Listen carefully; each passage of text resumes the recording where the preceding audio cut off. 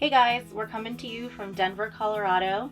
We decided to come here to visit my sister Lisa and my friends Heather and Tim. So we're currently staying at Chief Hosa Campground, which is just outside Denver. We didn't want to stay in town because it actually gets much hotter, like 10-15 degrees hotter in Denver than it is in Genesee or Golden, just outside town.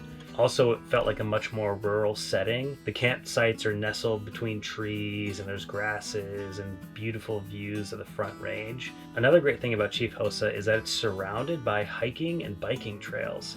All you have to do is walk a few minutes from the campground and you have access to Genesee Mountain. This is also one of those rare times where we're spending 2 weeks in one spot.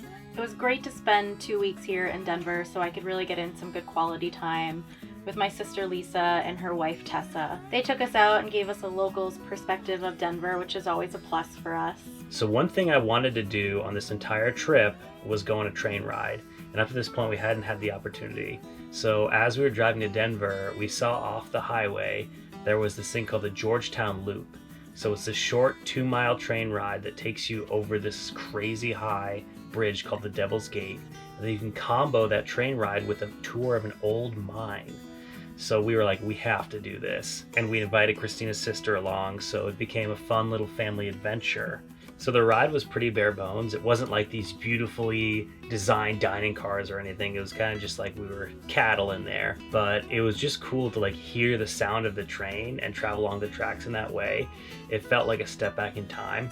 And it was a short ride. It was about 2 miles, but it did give you the experience that people traveling on the narrow gauge railroad would have felt back in the day. So after the train ride, they took us on the mine tour down into the Lebanon Mine. And this was a mine that was known for silver ore. And the tour was awesome. We all put hard hats on and went deep into the mine. And the tour guide was so informative. I think the craziest thing to hear was about how they used child labor back then and how terrible they were to their employees in these mines. For most people, working in the mines was a death sentence. So as we traveled through the mine, the tour guide pointed out all these like black dripping areas. The miners call that dragon's blood, and it's indicative of an area where there's silver ore in the rock. So there's still a ton of silver in this mine, but it's just not as lucrative and not worth pulling out. They make more money with tourism than they would with silver these days. One interesting factoid about the mine is that a lot of miners would steal silver from the mine itself. And obviously if you were caught stealing, they would discipline you in some way. Typically they would just shoot you. No judge or jury. They would just like end you on the spot. So when they were deep in the mine and they found some silver ore that they wanted to sneak out, they would do this thing called honey dipping. And they would call for the bathroom box. So it's basically a kid with this little box they would bring in so you could do your thing, and then the kid would bring it out of the mine and dump it in the river. So the miner would do his thing, and then he would drop the silver ore in the box and tell the kid that he would give him a cut of it if he snuck it out and held on to it once he got it out of the mine. And the funny thing is, the kid would make more on that one deal than he would an entire day's work. So it made sense for the kids to sort of work with the miners to sneak some silver out. So that was a pretty interesting way to get around being caught with silver, honey dipping.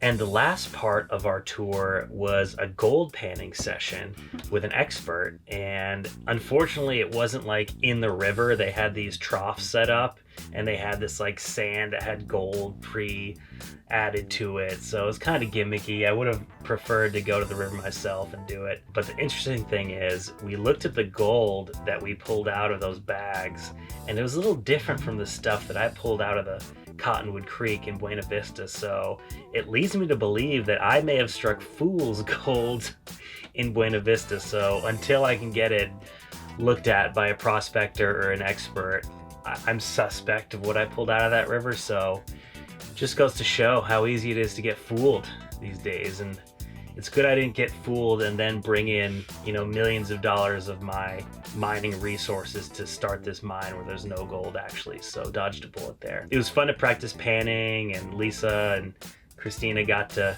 do a little sibling rivalry back and forth and see who could do it the best. So that was kind of fun to watch that little competition. I was very good at it. She was good. She has a nice touch. One of the things I was most excited about going to Denver was getting to see my very first Red Rocks concert. I've never been to Red Rocks, and I heard it was amazing. So of course, when Heather and Tim told me that they could get tickets to see the Revivalists while we were there, I was 100% in. Another thing that I've never done is tailgate before a show. So we definitely went early and we brought some tacos to cook up and some snacks, and we hung out in the parking lot. The show itself was amazing, and I can't describe how awesome it was to see live music again for the first time. I think I actually cried during the show because I was so overwhelmed with joy, and it was really special to be able to share that with our friends. I had heard that Red Rocks was a great place to see a show, but it wasn't until I was actually there that I realized how amazing it was. One of the coolest things about Red Rocks is not only do you have these huge rocks flanking the amphitheater on either side of you that are lit up and gorgeous throughout the show, but in front of you, as the sun sets, you can see the entire skyline of Denver, and then above it, the stars and the sky. And that, combined with music going on, is just such a magical experience. There isn't a bad seat in the house. There is not. So we enjoyed it so much, we went back for another show at Red Rocks and saw Nathaniel, Rateliff, and the Night Sweats. And that was even better. I thought that show was just incredible. And like his tambourine work, and he was dancing around on stage. His feet were getting a little wild.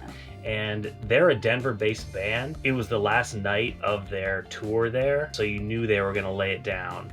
And it was awesome. It was so fun to like see musicians that love playing and performing, and the energy in there was just palpable. You could taste it in the air. So that's it for Denver, and now we're headed back into the wilderness, and we're going to Wyoming. We're gonna hit Lander and then the Grand Tetons, so we're excited to see some raw natural beauty.